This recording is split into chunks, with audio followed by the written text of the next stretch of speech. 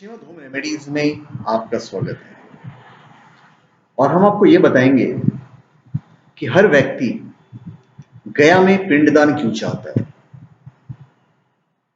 बिहार की राजधानी पटना से करीब 104 किलोमीटर की दूरी पर बसा है गया जिला। धार्मिक दृष्टि से गया न सिर्फ हिंदुओं के लिए बल्कि बौद्ध धर्म मानने वालों के लिए भी आदरणीय है। बौद्ध धर्म के अनुयायी इसे महात्मा बुद्ध का ज्ञान क्षेत्र मानते हैं, जबकि हिंदू गया को मुक्ति क्षेत्र और मोक्ष प्राप्ति का स्थान मानते हैं। इसलिए हर दिन देश के अलग अलग भागों से नहीं बल्कि विदेशों से भी बसने वाले हिंदू आकर गया में आकर अपने परिवार के मृत व्यक्ति की आत्मा की शांति और मोक्ष की कामना से श्राद्ध, तर्पण और पिंडदान करते देखे जाते हैं। गया के प्रति लोगों के मन में जो आस्था मौजूद है वह यूं ही नहीं है। गया के बारे में आप भी अगर गहराई से जानेंगे और इसके अतीत में जाएंगे तो आपके सामने गया के कई ऐसे राज खुलेंगे जो आपको हैरत में डाल देंगे और आप लोक परलोक के ऐसे सवालों में उलझ जाएंगे जिसका जवाब सिर्फ और सिर्फ गया में ही मिल सकता है। अभी मुद्दा यह है कि गया में ही हर व्यक्ति पिंडदान क्यों चाहता है। गया तीर्थ के बारे में गरुड़ पुराण में कहा गया है कि गया श्राद्धात् प्रमुच्यन्त पितरो भवसागरात् गदाधरानुगृहेन्ते यान्ति परमां गतिम्। यानी गया श्राद्ध करने मात्र से पितर यानी परवान में जिनकी मृत्यु हो चुकी है वो संसार सागर से मुक्त होकर गदाधर यानी भगवान विष्णु की कृपा से उत्तम लोक में चले जाते हैं। वायु पुराण में बताया गया है कि मीन, मेष, कन्या एवं कुंभ राशि में जब सूर्य होता है उस समय गया में पिंड दान करना बहुत ही उत्तम फलदायी होता है। इसी तरह मकर संक्रांति और ग्रहण के समय जो श्राद्ध और पिंडदान किया जाता है वो श्राद्ध करने वाले और मृत व्यक्ति दोनों के लिए ही कल्याणी और उत्तम लोकों में स्थान दिलाने वाला होता है। गया तीर्थ में गरुड़ पुराण में यह भी कहा जाता है कि यहाँ पिंडदान करने मात्र से व्यक्ति की 7 पीढ़ी और 100 कुल का उद्धार हो जाता है। गया तीर्थ के महत्व को भगवान राम ने भी स्वीकार किया है। गया में देवी सीता का शाप है।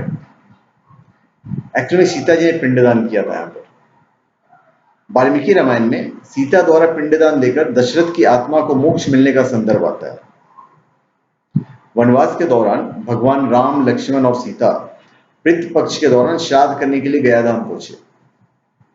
वहां श्राद्ध कर्म के लिए आवश्यक सामग्री जुटाने हेतु राम और लक्ष्मण नगर की ओर चल दिए। उधर दोपहर हो गई थी। पिंडदान का समय निकलता जा रहा था और सीता जी की व्यग्रता बढ़ती जा रही थी। अपराह्न में तभी दशरथ की आत्मा ने पिंडदान की मांग कर दी। गया जी के आगे फल्गु नदी पर अकेली सीता जी असमंजस में पड़ गई।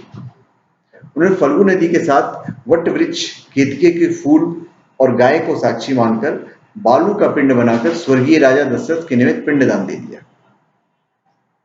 थोड़ी देर में भगवान राम और लक्ष्मण लौटे तो उन्होंने कहा कि समय निकल जाने के कारण मैंने स्वयं पिंडदान कर दिया है, तो बिना सामग्री के पिंडदान कैसे हो सकता है।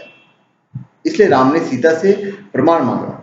तब सीता जी ने कहा कि फल्गु नदी की रेत, केतकी के फूल, गाय और वट वृक्ष मेरे द्वारा किए गए श्राद्ध कर्म की गवाही दे सकते हैं।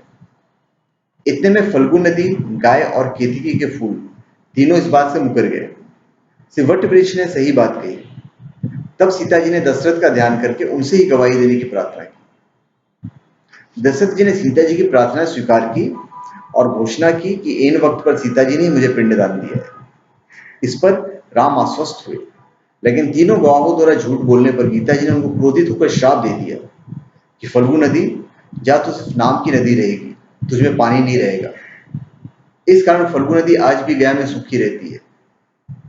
गाय को श्राप दिया कि तू पूज्य होकर भी लोगों का झूठा कहेगी, और केतकी के फूल को श्राप दिया कि तुझे पूजा में कभी नहीं चढ़ाया जाएगा।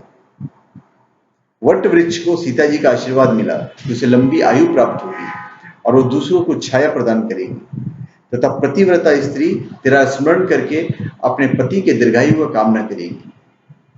यही कारण है कि गाय को आज भी झूठा खाना पड़ता है। केतकी के फूल को पूजा पाठ में वर्जित रखा गया है और फल्गु नदी के तट पर सीता कुंड में पानी का अभाव में आज भी सिर्फ बालू या रेत से पिंडदान दिया जाता है। तो धन्यवाद। आप हमारे चैनल पे सब्सक्राइब करें और अपने कमेंट दीजिए। धन्यवाद।